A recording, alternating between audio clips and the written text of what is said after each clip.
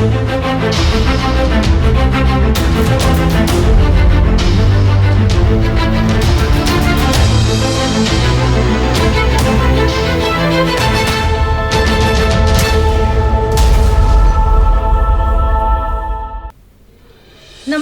Next generation news channel में आप सभी का स्वागत है।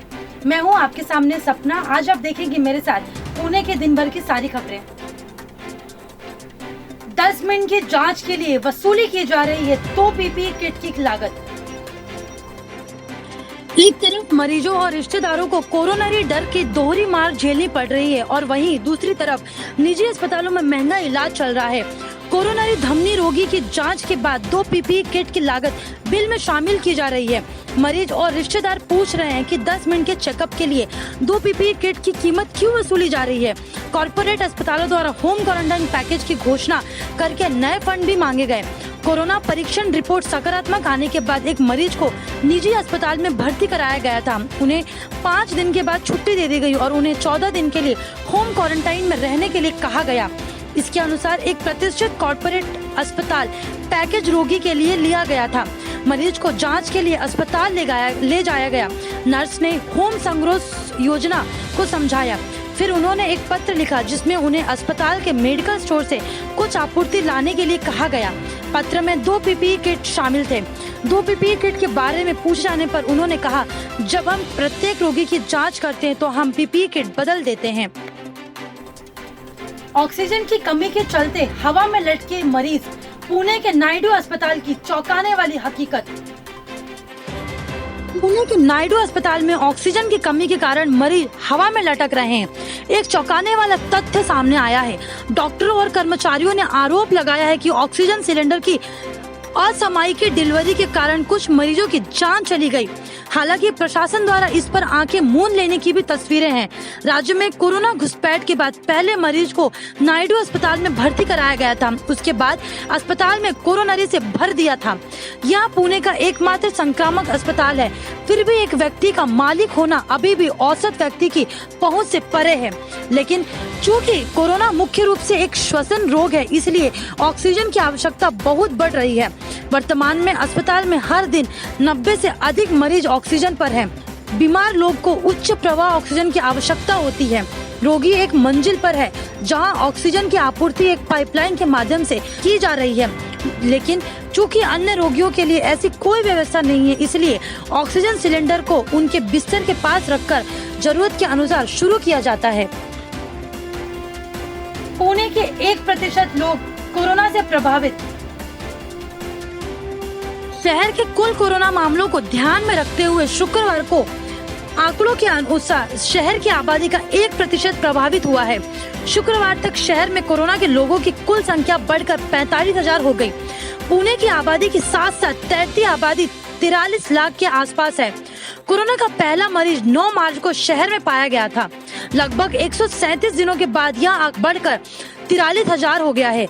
इनमें से लगभग 26,000 से अधिक लोगों को कर चोरी से मुक्त किया गया है और लगभग 1,000 से लोगों ने अपनी जान गंवाई है।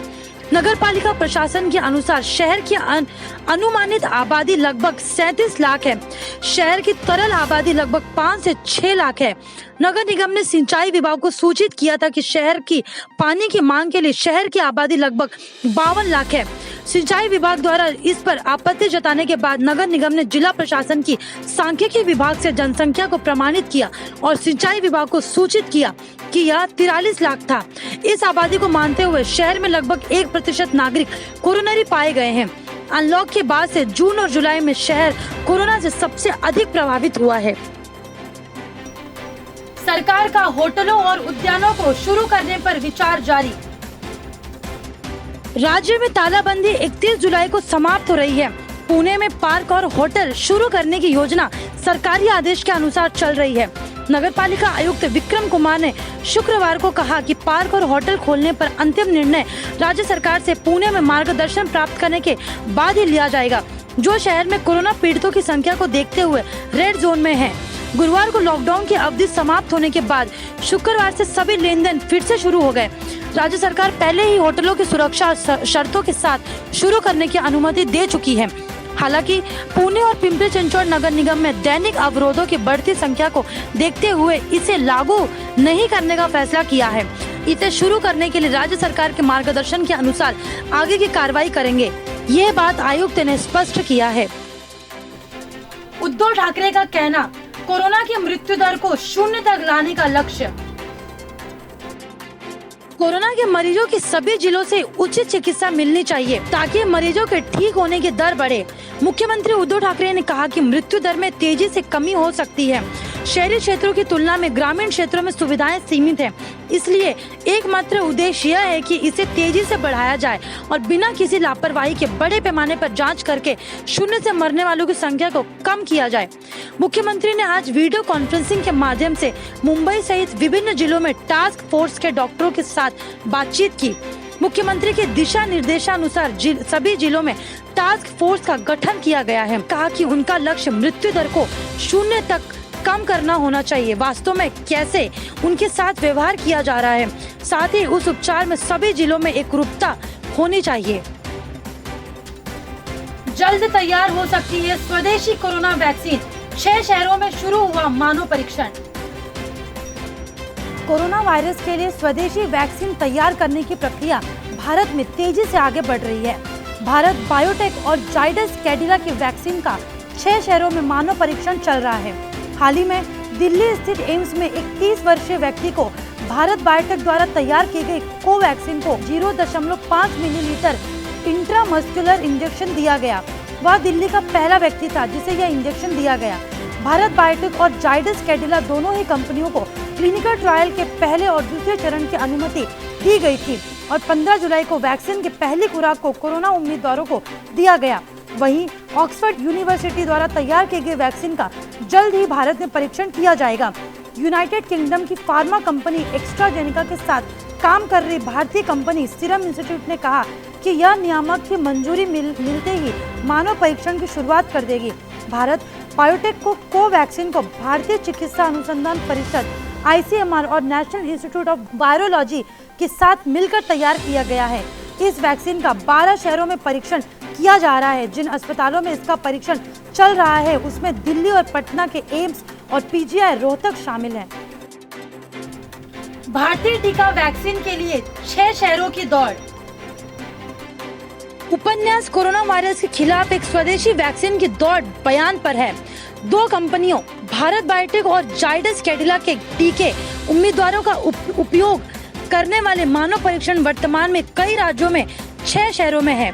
नवीनतम विषय 30 वर्षीय व्यक्ति था जो शुक्रवार को दिल्ली से एम्स में भारत बायोटेक के कोवैक्सीन का 0.5 मिलीलीटर इंट्रामस्कुलर इंजेक्शन देने वाला पहला व्यक्ति था।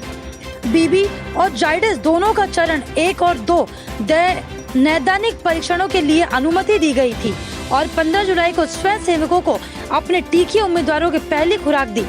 ऑक्सफोर्ड विश्वविद्यालय द्वारा विकसित एक तीसरा टीका उम्मीदवार जल्द ही भारत परीक्षण किया जाएगा। सीरम इंस्टीट्यूट जो यूके से एस्ट्राजेनेका के साथ एक विनिर्माण साझेदारी में है, उन्होंने कहा कि जैसे यह विनियामक अनुमोदन प्राप्त करेगा मानव परीक्षण शुरू कर दिया जाएगा। रेलवे ने श्रमिक ट्रेनों से कमाए 429.90 करोड़ रुपए।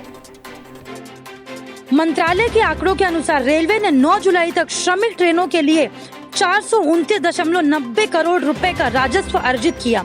मंत्रालय के एक वरिष्ठ अधिकारी ने बताया कि राष्ट्रीय कार्मिक ने श्रमिक ट्रेनों के संचालन में लगभग 2,400 करोड़ रुपए खर्च किए। HT द्वारा समीक्षा किए गए आंकड़ों के अनुसार राष्ट्रीय वाहनों को गुजरात, महाराष्ट्र और तमिलनाडु के किरायों में क्रमशः 102 करोड़ रुपए, 85 करोड़ रुपए और 34 करोड़ रुपए के साथ सबसे अधिक राजस्व प्राप्त हुआ। किराए का भुगतान राज्यों द्वारा किया जाना चाहिए था। हालांकि प्रवासी श्रमिकों से स्थानीय प्रशासन द्वारा धन एकमात्र करने की कई रिपोर्ट मिली है। 1 मई से शहरों में फंसे प्रवासी कामगारों को वापस उनके गांव, अपने गांव हरिनलैंड के लिए गाड़ियों को चलाने की शुरुआत की गई।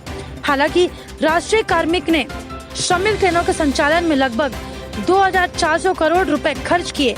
मंत्रालय के एक वरिष्ठ अधिकारी ने नाम न छापने की शर्त पर कहा, यह कहते हुए कि राजस्व उत्पन्न किया जाना चाहिए। केवल श्रमिक ट्रेनों को चलाने में रेलवे द्वारा किए गए खर्च के बदले रसीद के रूप में लिया जाना चाहिए। पुणे में कोरोना संकट के चलते वाहन बिक्री में 70% की गिरावट। पुणे में कोरोना संकट के कारण वाहन की बिक्री में 70% की गिरावट आई है। मुंबई और ठाणे के बाद पुणे में राज्य में कोरोना रोगियों की संख्या सबसे अधिक है। हालांकि मौजूदा स्थिति में भी पुणे में राज्य में वाहनों की बिक्री सबसे अधिक है। ये पिंपरी चिंचवड़ के बाद आता है। हर साल राज्य में क्षेत्रीय परिवहन कार्यालय आरटीओ में पुणे कार्यालय MH12 में सबसे अधिक वाहन पंजीकरण और राजस्व एकमात्र 900 से अधिक वाहन बेचे गए थे। यह राज्य की तुलना में 10% अधिक है। राज्य में लगभग 50 आरटीओ में 23,10,000 वाहन पंजीकृत थे। इस साल मार्च तक वाहनों की बिक्री में तेजी थी, लेकिन मार्च के अंत में लॉकडाउन की घोषणा के बाद मई तक वाहन बिक्री लगभग बंद हो गई।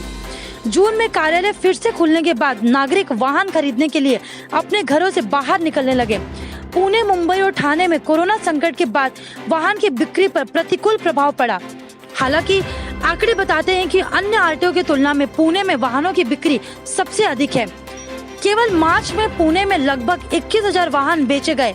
4 महीने की अवधि के दौरान पुणे में लगभग 12,000 वाहन पंजीकृत किए गए। इसके बाद पिंपरी चिंचवड़ में 8,000 से अधिक, नासिक में 6,000, कोला में 4,000 और ठाणे में 4,260 है। पुणे में कोरोना रोगियों की अधिक संख्या के बावजूद चित्र यह है कि अधिकांश वाहन बेचे जा रहे हैं।